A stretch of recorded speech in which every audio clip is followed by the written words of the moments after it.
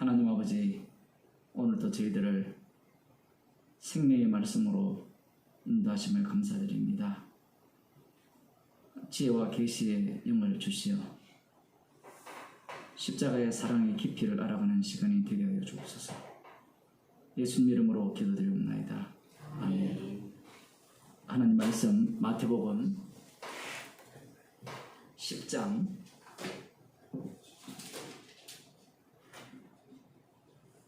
6절에서 7절 8절 7절 8절 보겠습니다.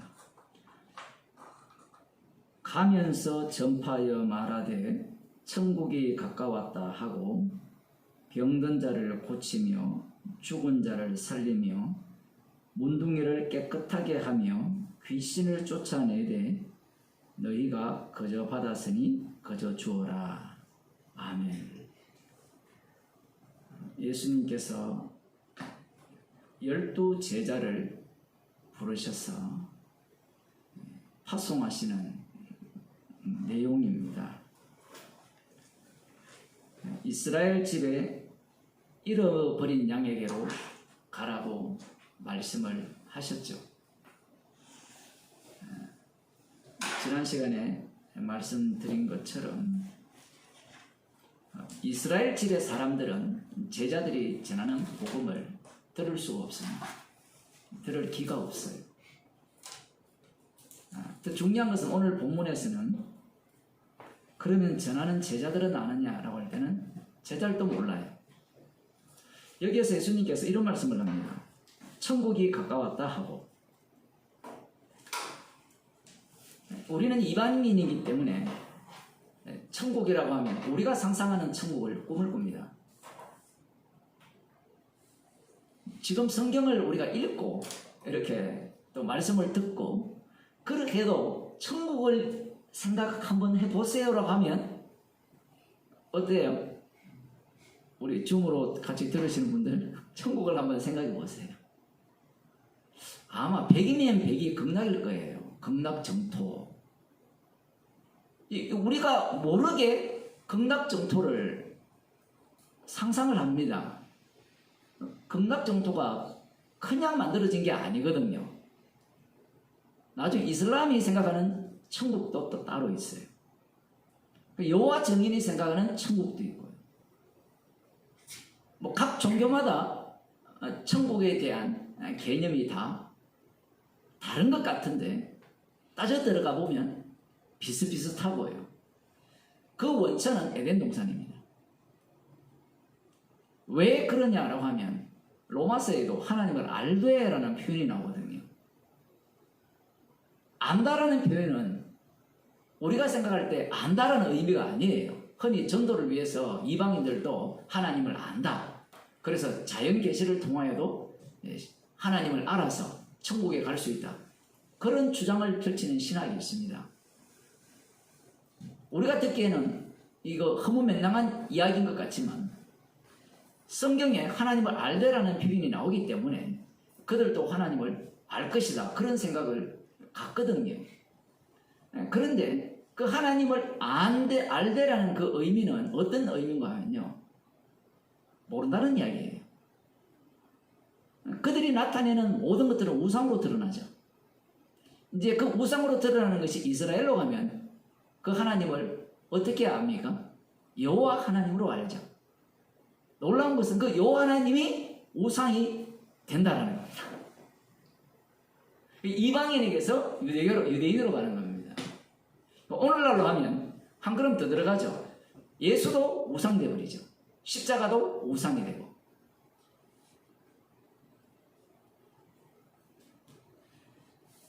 천국이 가까웠다라고 했을 때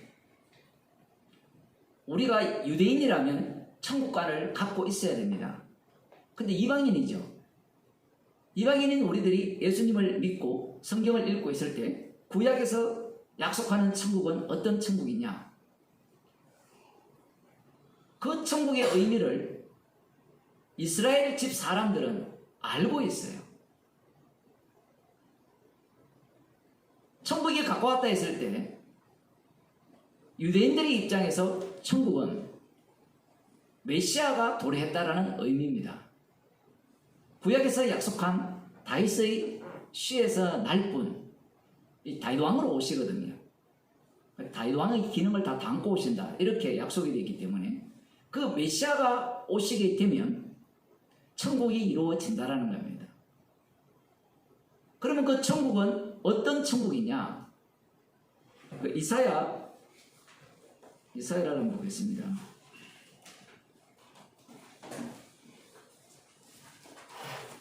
이사야 42장입니다.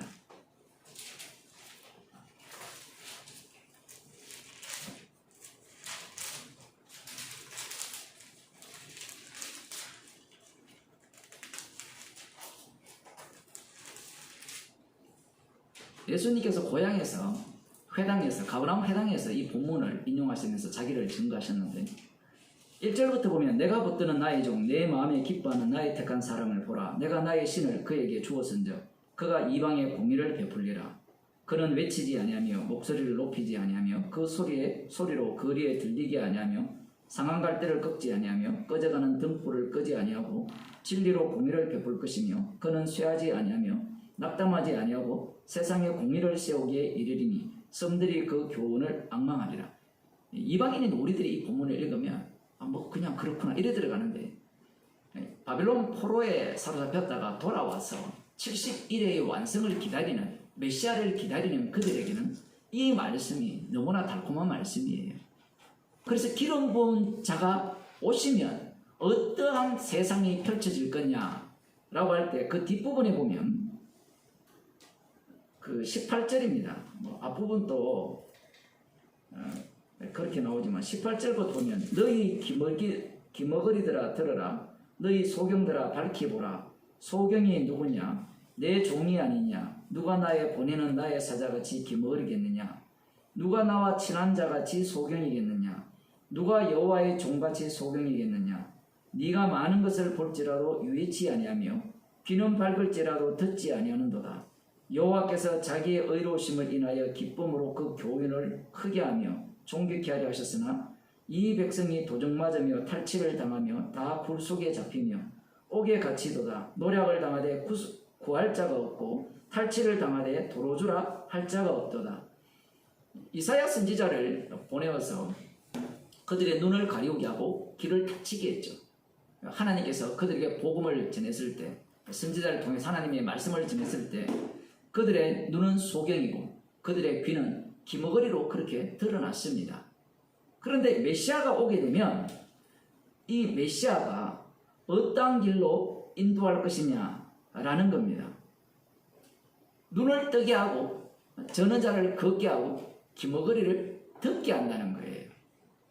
그러한 내용들이 이사야에서 이렇게 예언되어지고 있고, 이사야 11장을 보게 되면 제가 설교할 때도 여러 번 언급했지만 한번 봅시다. 이사야 11장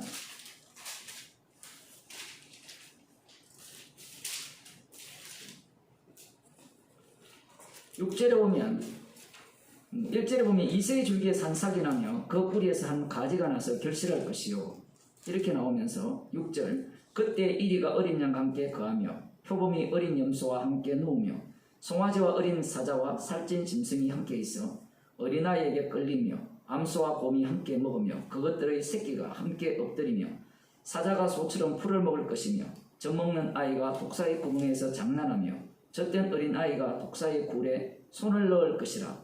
나의 거룩한 산 모든 곳에서 해됨도 없고 상함도 없을 것이니 이는 물이 바다를 덮음같이 여호와를 아는 지식이 이 세상에 충만할 것이니라. 11장 9절까지 그렇게 읽었는데요. 그때가 언제입니까? 이새의 줄기에 산삭이 났을 때, 메시아가 왔을 때 이러한 세상이 펼쳐진다는 겁니다. 그와 함께 예수님께서 인용하신 이사야 42장의 말씀에 근거해서 하나님의 신이 임하여서 공의를 베풀고 저는 자도 걷게 하고, 그 뒤에 보면 그러한 내용들로 채워져 있거든요. 그래서 지금 천국이 가까이 왔다라고 했을 때 유대인들의 입장에서는 이 천국이 메시아가 옴으로 말미암아 자신들이 기다리고 기다리던 그 나라가 이루어질 거라는 겁니다. 그 나라가 무엇입니까? 그들에게는 메시아가 중요한 게 아니에요. 메시아가 오면 자신들이 거기에 중심 자리를 차지한다는 게 중요한 거예요. 제자들이 한 자리 차지하라고 하잖아요. 그죠? 야고보 요한의 엄마가 와서 당신의 나라에 임하실 때 우편에 좌편에 이런 논리 자체가 단순히 당신은 왕하시고 우리는 좌편 우편 쓰겠다 이런 논리가 아니라 메시아가 오게 되면 메시아는 자기 기능은 다 하고 우리는 그 메시아로 인하여서 이 왕국에서 권세자 행세하겠다라는 겁니다. 조금 더 과하게 표현하면 느부갓네살 왕 같은 그런 어떤 권력을 펼치고 싶은 거예요. 그게 그들이 꿈꾸는 메시아 왕국이고 선지자들이 예언한 메시아 왕국이에요. 물론 그 속에는 다른 말씀도 담겨 있는데 육에 속했기 때문에 육에 속한 자들이 말씀을 읽을 때 십자가 중심으로 읽어낼 능력이 없잖아요.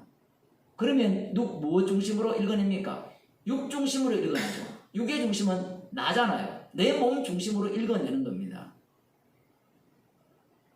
내 몸 중심으로 읽어내게 되면 내 몸은 무엇을 지향하고 있습니까? 하나님과 같이 되고 싶은 거예요. 그래서 이들은 구약을 바탕으로 해서 메시아 왕국을 기다리면서 메시아가 오시게 되면 이스라엘 줄기에서 한 싹이 나서 우리 가운데 왕으로 세워진다면 자신들이 꿈꾸는 하나님 나라가 이루어질 거라 그렇게 생각을 하는 겁니다. 그러니 이들이 제자들이 가서 천국이 가까이 왔다라고 외칠 때 그들이 기다리는 천국은 어떤 천국일까요? 그게 뒤에 나오는 예수님의 말씀 속에 담겨 있습니다.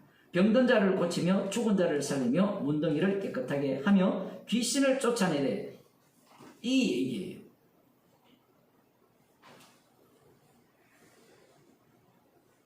병든 자를 고치고 죽은 자를 살리며 문둥이를 깨끗하게 하며 귀신을 쫓아내래. 자신에게 속한 부정적인 요소들이 다 제거되는 겁니다.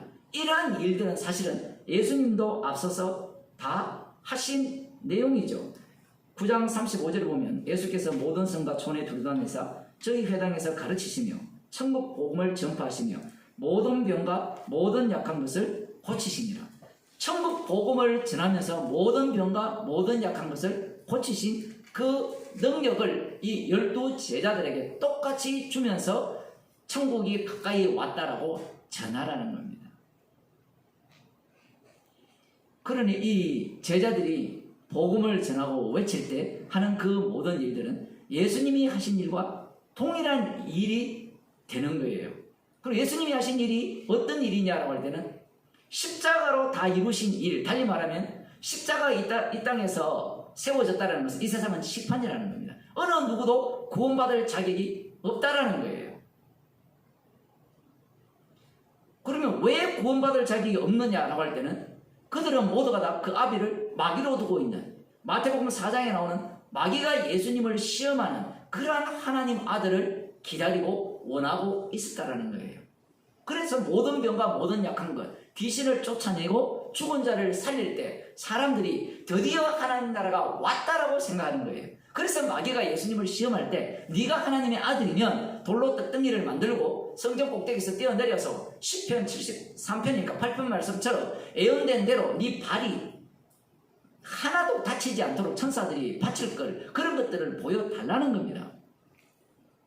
그리고 세상 근세와 영광을 가져야 하나님 아들답다라는 거예요.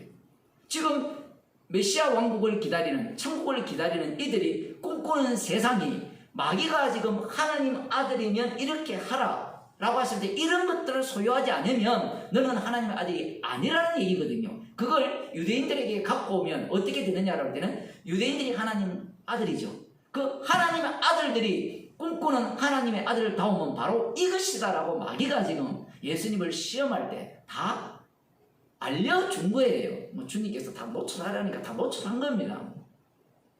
그런데 그들에게 예수님께서 그들에게 마귀에게 그 시험을 어떻게 합니까? 다 거절해버리죠. 안 하잖아요. 안 하신 이후에 이 복음을 전하실 때 본격적으로 마귀가 원한 것들을 펼쳐버립니다. 병자 고치고 약한 자 고치고 그 죽은 자 살리고 귀신 쫓아내고 다 그렇게 하는 거예요.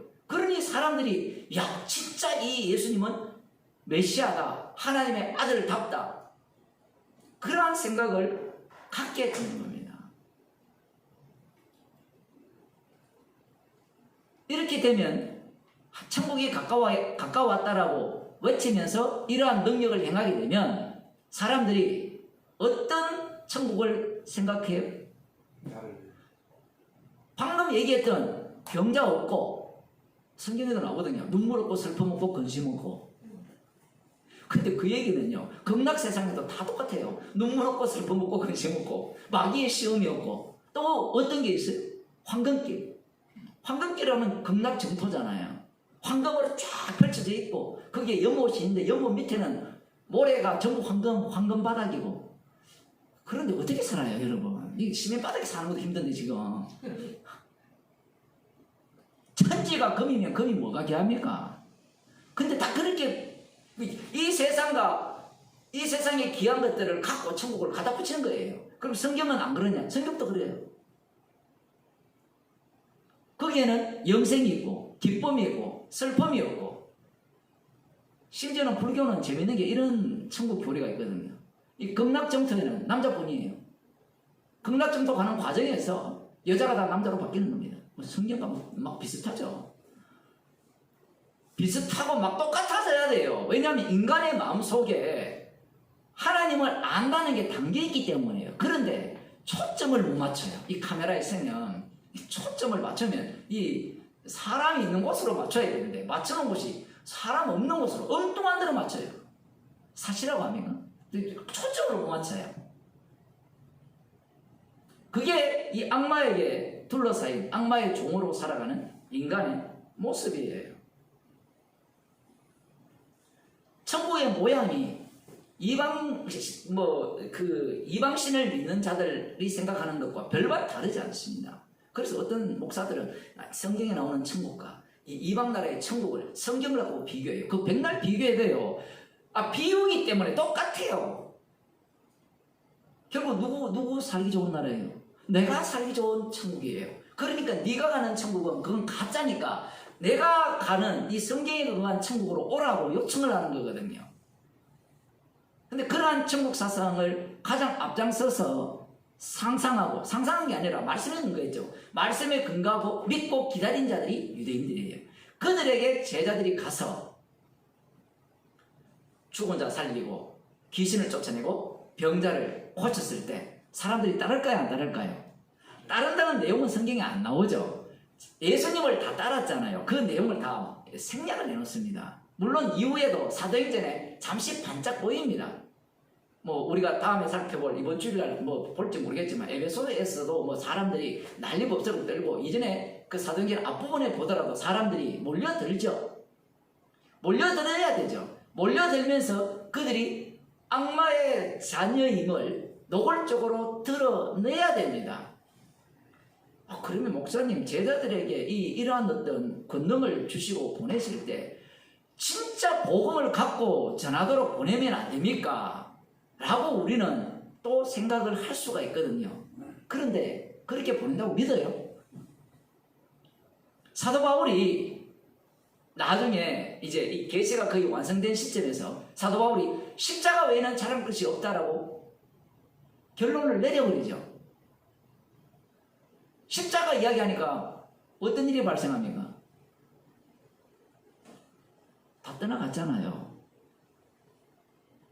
예수님께서 십자가 지신다 할 때 다 떠나갔잖아요. 마찬가지예요.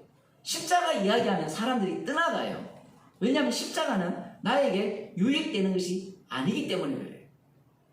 제자들이 많은 권능을 행하면서 귀신을 쫓아내고 병자를 고치고 죽은 자를 살리면서 천국이 가까이 왔다 전했을 때 여기에는 무엇이 깔려 있습니까? 십자가신 주님이 다 이루심이 깔려 있죠. 우리는 제대로 복음을 전하면 믿지 않느냐라고 생각을 하지만 그건 우리 생각이에요. 제대로 복음을 전해서 믿은 사람이 한 사람도 없어요. 예수님이 제대로 복음 못 전해서 사람들이 안 믿었어요. 제자들이 안 믿었어요.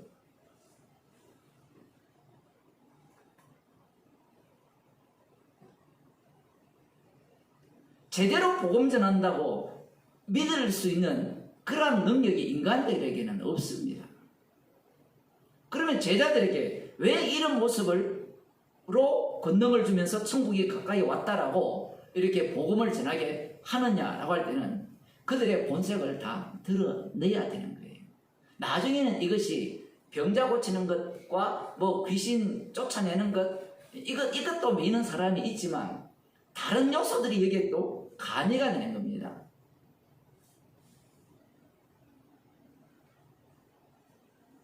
여기서 예수님께서 아주 재밌는 말씀을 하시죠. 너희가 거저 받았으니 거저 주어라. 이렇게 지금 말씀을 하시는데 뒤에 보면 일꾼이 저 먹을 것 받는 것이 마땅함이니라 이렇게 또 말씀을 하시거든요. 이것이 분간이 될까요 안 될까요? 나중에 분간이 안 돼요. 그런데 이 부분을 먼저 이 병자를 고치고 귀신을 쫓아내고 죽은 자를 살리는 이것과 한번 연관을 시켜보면 나중에 거짓 선지자들이 이 일에 대해서 어떤 모습으로 드러나느냐라고 할 때는 장사꾼으로 드러난다라는 겁니다. 제자들이 지금 이 말씀을 하니까 제자들은 역할만 하잖아요. 그런데 이것이 나중에 이 파생되고 확산이 되면 귀신을 쫓아내고 나중에 마술사 시몬 같은 경우에는 돈 주고 사려고 하잖아요. 사려고 하는 목적이 뭘까요?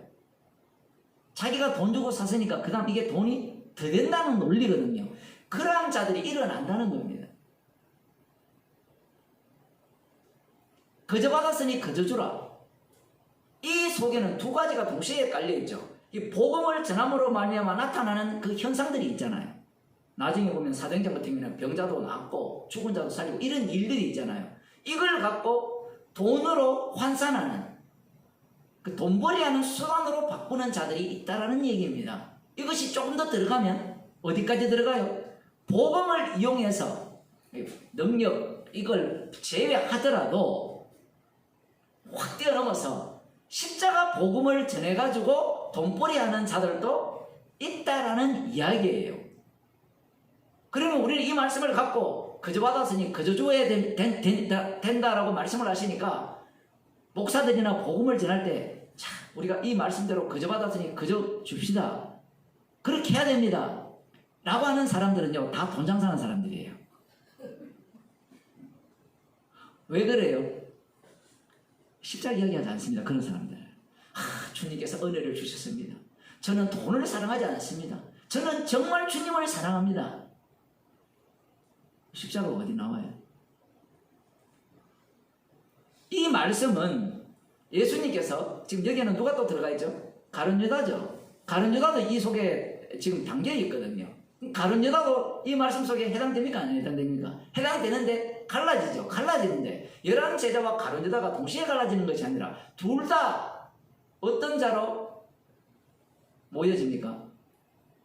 가룟 유다로 모여지죠. 예수님을 팔아먹고 부인하고 저주하는 그 맹세하는 그런 모습으로 이들이 보여집니다. 사실은 이들이 예수님의 권능을 받아서 천국 복음을 전하는 자로서 앞장섰는데 이게 어떤 모습이었습니까? 거래였죠. 거래. 우리가 나중에 18장이 나오거든요. 18장에 19장 우리가 주를 위해 모든 것을 버리고 주를 쫓았으니까 쫓았다는 내용만 나올까요? 그 다음 뭐가 나와요? 주께서 시키는 대로 권능을 받고 죽은 자 살리고 병자를 다 고쳤습니다. 우리는 이걸 갖고 사도행전으로 바로 넘어가지 말고 제자들이 예수님과 동행하면서 한 일들도 생각을 해야 돼요. 그렇게 하니까 그 다음 뭘 주시겠습니까? 말씀 속에 갇혀버리죠. 거저 받았으니 거저 주라. 이렇게 말씀을 들어도 이 말씀을 들을 기가 있습니까? 없습니까? 없죠. 인간 자체는 불가능합니다. 그걸 이 12제자를 뽑아서 먼저 보여주는 거예요. 돈벌이하기 쉽잖아요. 권능을 행하고 병자 고치고 죽은 자 살리면 돈벌이 되죠. 그렇게 부자 된 사람이 많잖아요. 성령받게 해줘가지고 부자 된 사람이 있잖아요. 저기 가면 안 돼요.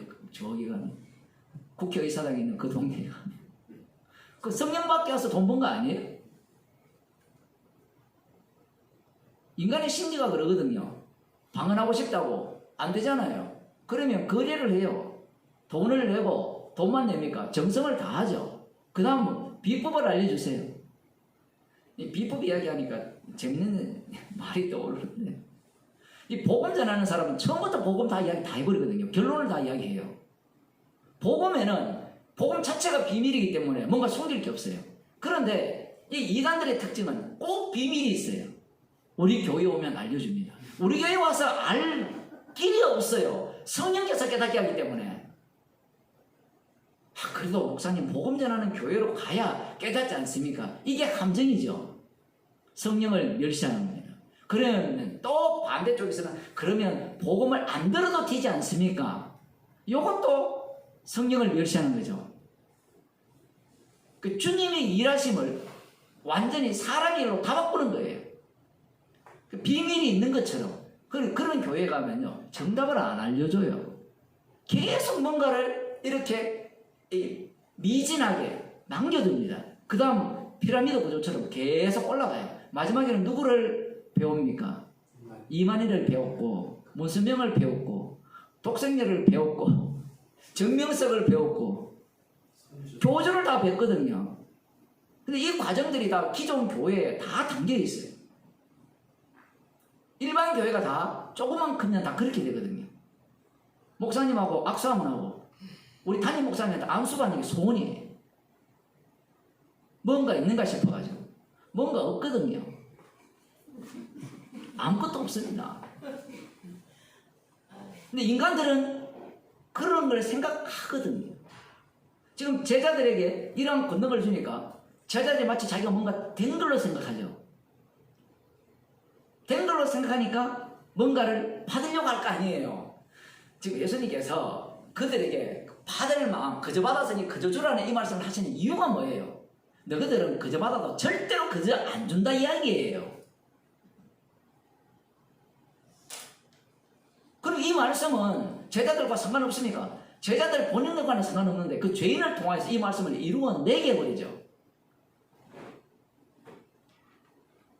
그래야 하지 못하죠. 사도행전 3장에 보면 성전 미문에 앉은 자에게 내게 있는 것으로 네게 준다 이럴 때 내 소유가 아니고 주님이 나를 소유해버렸고, 그죠? 그러면 주님이 내 안에 계시니까 그 내 안에 있는 주님을 네게 주겠다는데 그게 지 일입니까? 주님 일입니까? 주님 일이죠. 그러니 그걸 갖고 내가 너를 병 고쳐 줬으니까 거기에 대한 보상을 달라. 이거 요구를 할 수가 없는 겁니다. 말씀이 이렇게 너무 이렇게 청청이 되어 있어서 쉽지 않은데, 구약을 한번 보게 되면 그 사사기 요수아입니다. 요수아를 보겠습니다. 요수아 7장에 보면 우리들이 잘 아는 사건이 나오죠. 그 앞서서 이스라엘 백성들이 여리고 성을 무너뜨렸습니다. 여리고 성을 말씀에 순종하여서 언약궤를 앞장 세우고 제사장들의 나팔 소리와 함성 소리로 여리고성을 무너뜨리고 진멸했습니다. 그러자 이 요수아를 비롯한 모든 인간들이, 이스라엘 백성들이 기고만장한 거예요. 그래서 자신들 나름대로 아이성 전투에서는 자신들의 방식을 취하게 됩니다. 과거의 경험이 여리고성을 무너뜨리는 경험이 아이성에도 똑같이 적용될 거라 생각해요. 이거 여러분 구약이라고 만만히 보면 안 돼요. 바탕이 안 돼요. 그런데 이들은 여리고성을 무너뜨렸던 그 주님의 능력이 자기들과 함께 한다라고 생각을 하고 아이성 전투를 어떤 식으로 벌이느냐? 인간의 전쟁으로 바꾸치게 버립니다. 즉 강력한 여리고성을 무너뜨린 우리라는 거예요. 나라는 겁니다. 그래서 인간의 전략을 여기서 내보냅니다.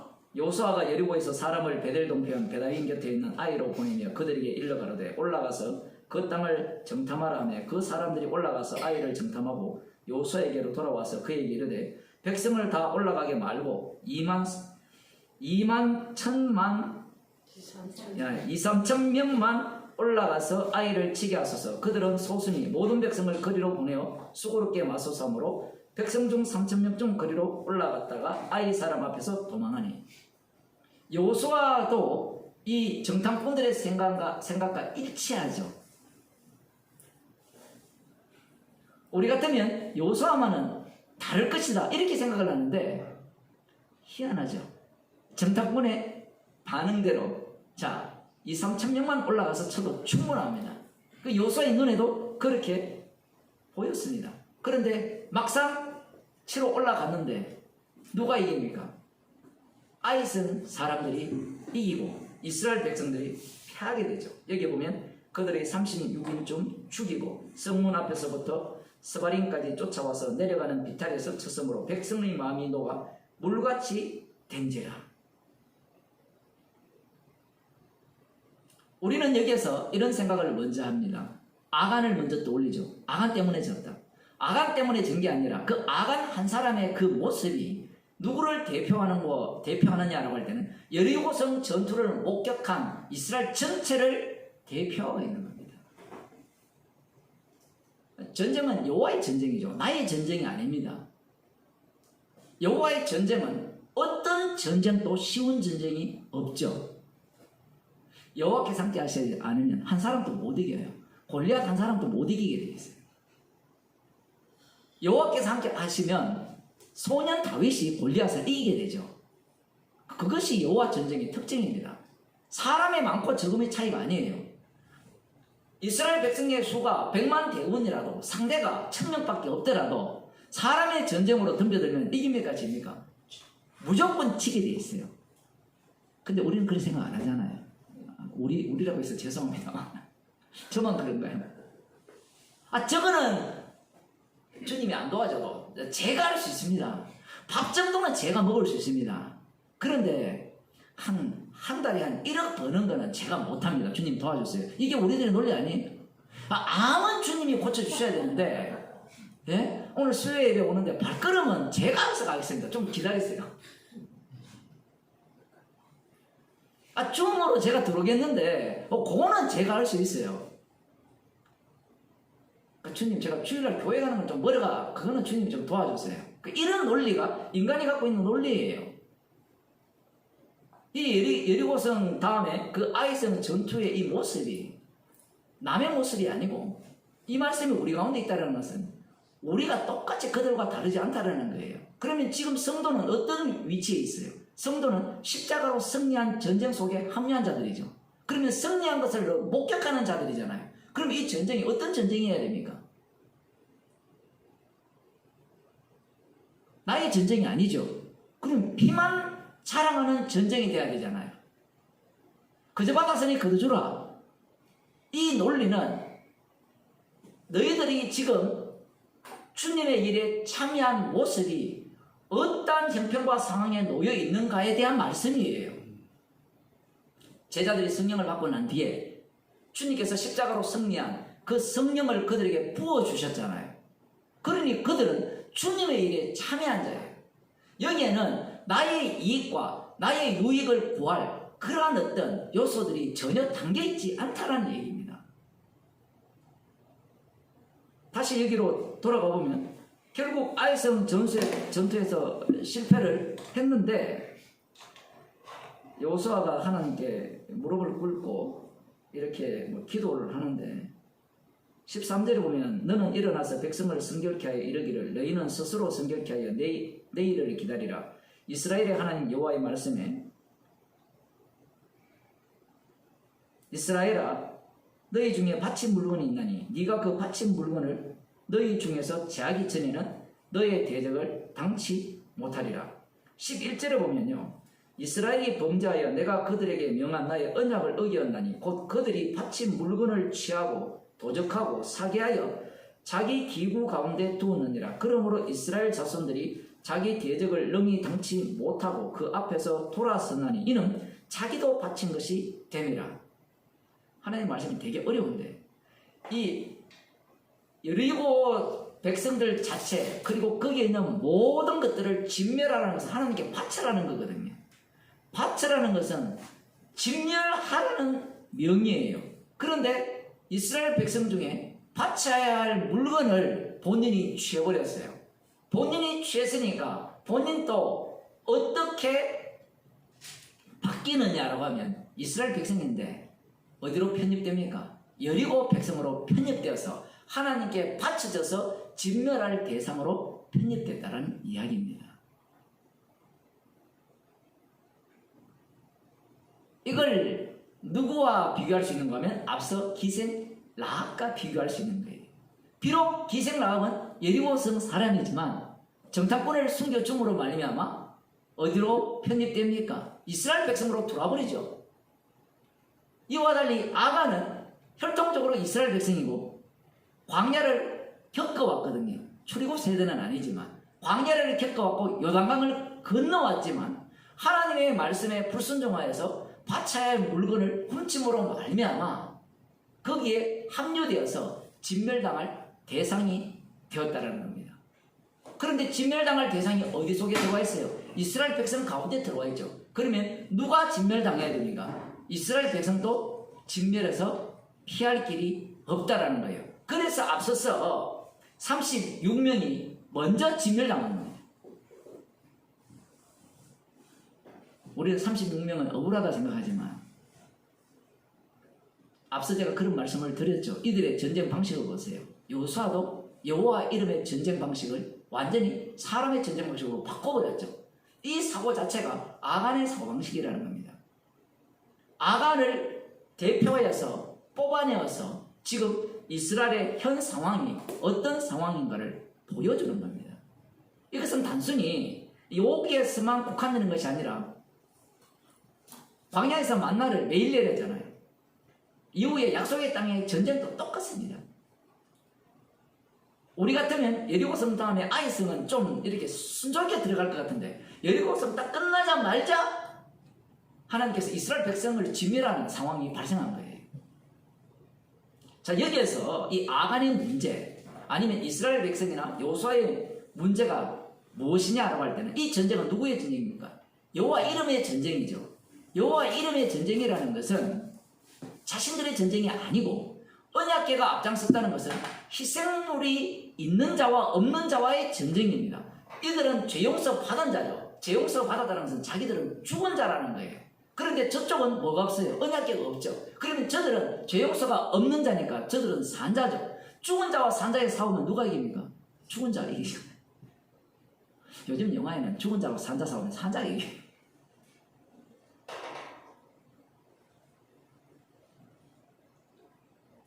지금 이스라엘 백성들은 전쟁을 함에 있어서 자기 전쟁, 나의 전쟁을 하는 게 아니에요. 여호와 이름의 전쟁을 하기 때문에 그들은 죽은 자로서 함께 참여한 전쟁을 하는 겁니다. 여기에서는 나의 공로가 들어갈 여지가 있습니까? 없습니까? 없죠. 그런데 아간은 공로가 들어갈 여지가 있었고 아간뿐만 아니라 지금 여호수아와 나머지 이스라엘 백성 정탐꾼들이 이 아이성 전투를 보는 그 안목이 누구의 힘의 전쟁으로 바꿔치겠잖아요. 그러한 모습들이 지금 여기에서 여실히 드러나는 겁니다. 결국 이 아간이 불살라집니다. 진멸이 됩니다. 그 집안 자체가 여호와 하나님에 의해서 진멸당하는 그러한 어떤 이스라엘의 대표자의 본보기로서 그 모습을 보여주게 되는 거예요. 여기에서 이 전쟁과 그 거저받았으니 거저주라는 이 말씀과 관련성이 있다라는 얘기예요. 지금 그 아간이 해야 될 일은 여호와 이름만을 드러내는 일을 해야 되는데 자기 이름을 거기에 드러내려고 한 거예요. 자기 이름을 드러내려고 하니까 여호와 이름을 드러내기 위해서 그를 불살라버립니다. 불살음으로 말미암아 여호와 이름을 제대로 증거하게 돼요. 그게 구약 인물입니다. 그런데 신약은 전혀 달라요. 뭐가 다르냐 할 때는 신약은 끝이거든요. 신약은 십자가로 완료된 세상이기 때문에 만일에 거저 받았으니 거저 주라는 이 말씀에 합류하지 못한 자가 있다면 돌아갈 길이 없어요.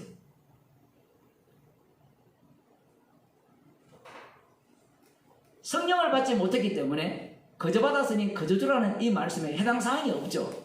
해당 사항이 없으니까 이 말씀을 어떤 식으로 적용하겠습니까? 율법으로 적용하죠. 율법으로 적용하니까 앞서 말씀드린 바와 같이 십자가를 자랑하지 않는 겁니다. 나는 은혜를 받았기 때문에 이 복음을 전한다는 거예요. 그럼 복음의 내용이 나와야 되는데, 복음의 내용이 십자가에서 다 이루심이 나와야 되는데, 복음의 내용이 예수 그리스도에 관한 이야기를 해요. 뭐 주일날 2번이나 들었으니까 아볼로가 성경에 대해서 얼마나 제대로 알았습니까? 예수에 관해서 이야기를 하는 거예요. 예수에 관해서 이야기하면 사람들이 불편하지 않아요. 희한하죠. 예수에 관해서 이야기하면 듣기 좋아해요. 그거는 예수 안 믿는 사람들이 더 좋아해야죠. 예수님은 이런 분이고 이런 분이고. 그런데 예수님이 십자가에서 다 이루셨습니다. 우리는 우리 아비 마귀에게서 난 마귀 새끼입니다. 우리는 지옥 가도 마땅합니다. 십자가에 사랑이 없으면 지옥 갑니다. 이걸 외치는 순간 그들의 안색이 바뀌게 되는 거예요.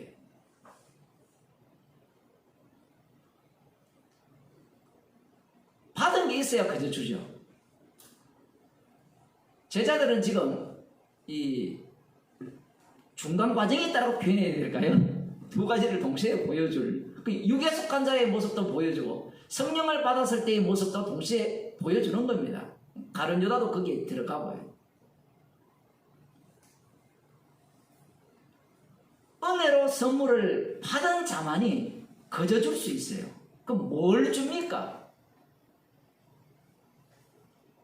그건 간단하죠. 사도행전에 보면 그들이 십자가에 못 박힌 예수 외에는 알지 않기로 그것만 전하고 자랑을 하는 거예요. 그걸 주는 겁니다. 근데 이 복음은 돈으로 거래가 될까요? 이 자본주의 시대에는 다 돈이잖아요. 돈으로 거래가 되겠습니까? 재밌는 것은 갈라디아서에 가면 이 복음을 바꿔치기 하죠. 바꿔치기 해서 사람에게 듣기 좋은 소리로 만듭니다. 사람에게 듣기 좋은 소리가 뭐냐? 들어가 보면 무엇을 행함으로 말미암아 하나님을 기쁘게 한다는 거예요. 예수님만 믿어서 될 문제가 아니고 안식일도 지키고 요즘 그 하나님의 교회처럼 6월절도 지키고 주일을 지키지 말고 11조도 하고 뭐 그러한 어떤 월삭과 절기를 지킴으로 말미암아 하나님을 기쁘시게 하고 제대로 예수님을 믿는 길이다. 이렇게 소개를 하는 겁니다. 근데 그것과 이익과 무슨 상관이 있느냐라는 거예요. 우리는 그게 하나님의 말씀이기 때문에 전하는 자에게 이익과 관련이 없다라고 생각하죠. 그런데 십자가를 전하지 않는 순간 모든 것들은 명령이 되고 법이 돼요. 이게 재밌어요. 율법을 받아서 바리새인과 서기관들이 율법을 가르치죠. 우리는 율법대로 가르쳤습니다라고 이야기를 하지만 그 당시의 사람들을 보면 모두가 다 랍비의 종이 되어 있어요. 이게 육에 속한 자들의 특징이에요. 그래서 목사가 이것을 지켜야 됩니다. 이걸 믿어야 됩니다. 라고 하는 것은 모두가 다 자기 종을 만들기 위한 하나님의 말씀을 이용하는 것 뿐이에요. 그래서 거저 받았으니 거저 주라는 말씀을 아무리 외쳐도 이미 그 속에는 자기가 시키는 법이 교인들에게 전달이 되는 거예요. 전달이 되면 교인들은 그 말을 하나님의 말씀으로 받죠. 재밌어요. 하나님의 말씀을 받으니까 순종을 하죠. 순종을 하면서 마지막에는 누구의 종이 되죠? 목사의 종이 되는 겁니다.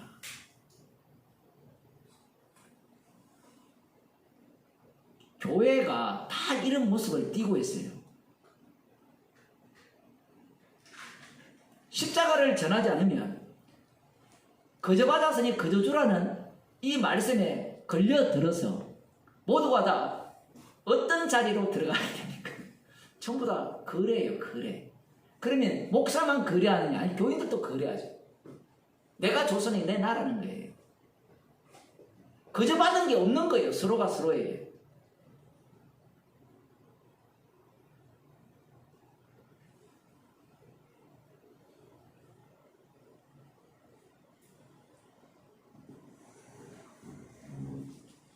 구약성경 한 군데 더 보겠습니다. 열왕기하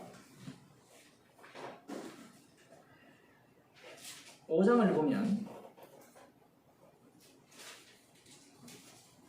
아람 군대장관 나아만이 나오죠.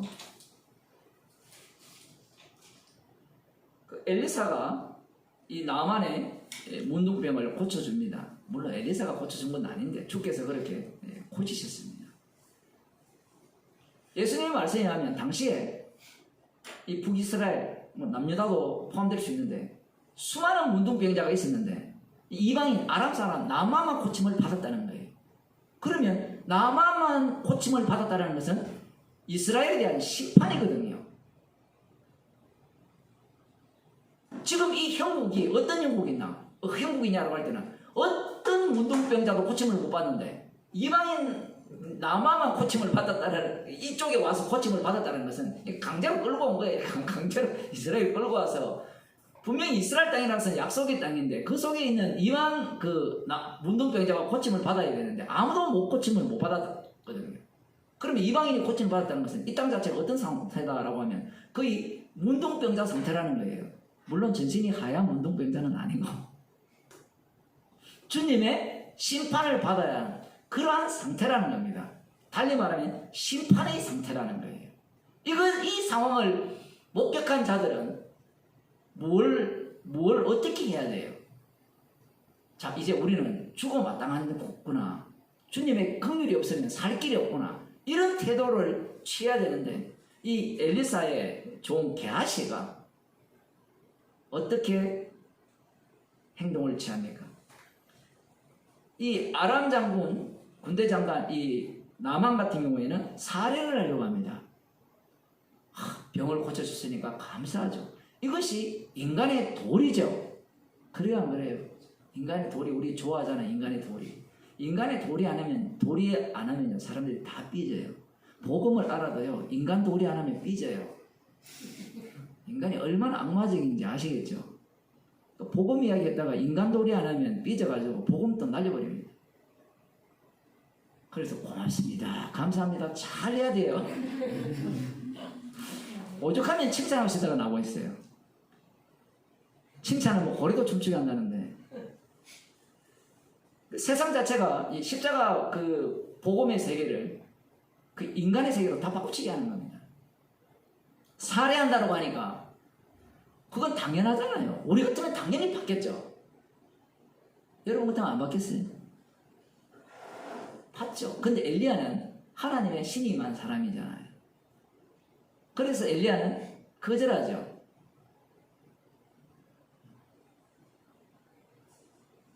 받지 않습니다.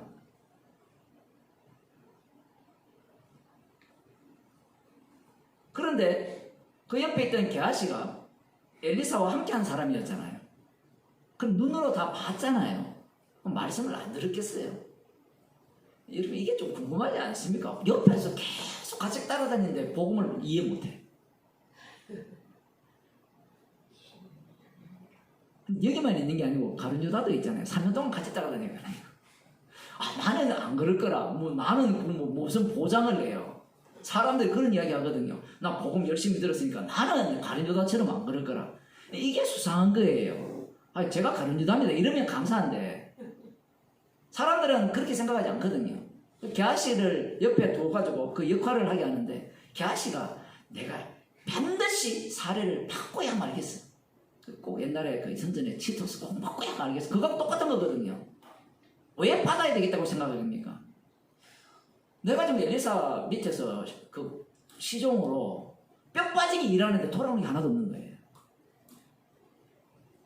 이런 것도 재밌어요, 보면. 그 은혜로 그저 받았으니 그냥 그저 주는 그런 세계가 아니라 모든 것이 거래의 세계죠. 이 세계를 들여다보면 전부 돈에 미친 세계잖아요. 선지서를 보게 되면 돈에 미쳤거든요. 그 대표자로서 이 게하시가 보여주는 겁니다.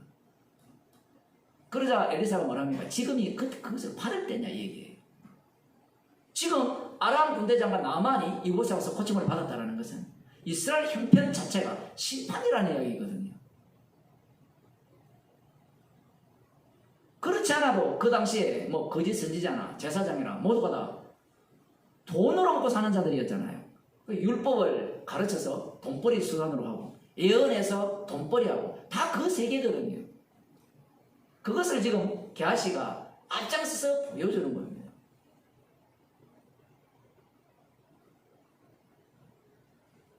이러한 게하시 같은 자들이 예수님께서 성천하신 이후에 성령을 주시게 되면 문제는 누가 성령 받은지 모르죠. 모두가 다 어떻게 이야기합니까? 주의 이름으로 선지자 노릇한다 라고 이야기하죠. 여러분도 마찬가지잖아요. 복음 안다는 사람이 나는 주의 이름으로 복음을 전하지 않습니다 이렇게 이야기하는 사람 봤어요? 그거 더 이상하잖아요. 그러면 그 사람이 노리는 바는 나는 주의 이름으로 선지자 노릇하지 않습니다라고 말해가지고 자기가 나는 진짜 주의 이름으로 선지자 노릇합니다. 말 백날 해도요 인간은 못 벗어나요. 말장난에 불과한 겁니다. 물론 언어라는 것은 한계가 있기 때문에 그렇게 표현을 할 수 있는 거예요. 아나니아와 삽비라나 안 그러면 마수사 시몬이 사도행전에서는 드러났잖아요. 그런데 가룟 유다라고 보면 언제 드러나요? 마지막 때 드러나죠. 제자들도. 예수님의 그 천국 비유에 있어서 알곡과 가라지가 마지막에는 오히려 뽑지 마라. 갈 때까지 가라 얘기거든요. 그 요소와 저 요소가 동시에 다 담겨 있는 겁니다.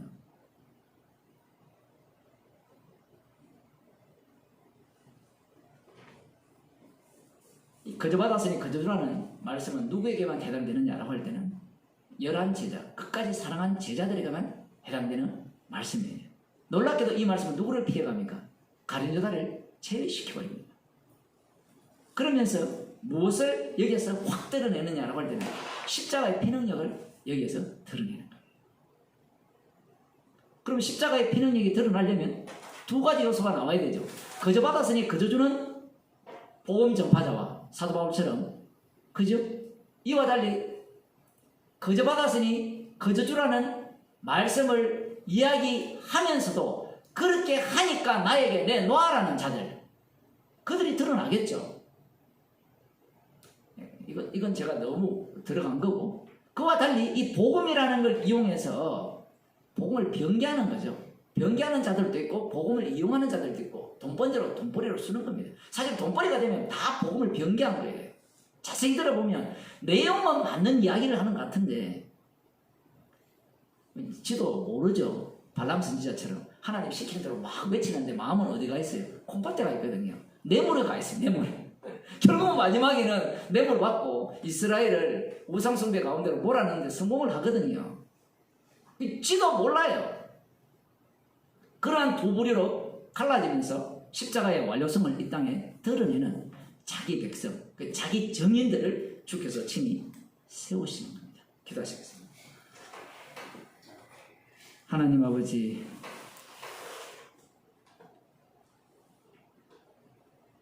십자가의 사랑을 입었기에 십자가의 사랑을 전하는 것이 아니라 입혀주신 분이 친히 십자가 복음을 전케하시고 그 가운데 가짜들을 골라내셔서 십자가에서 다 이루심을 이 땅 가운데 밝히 드러내심을 감사드립니다.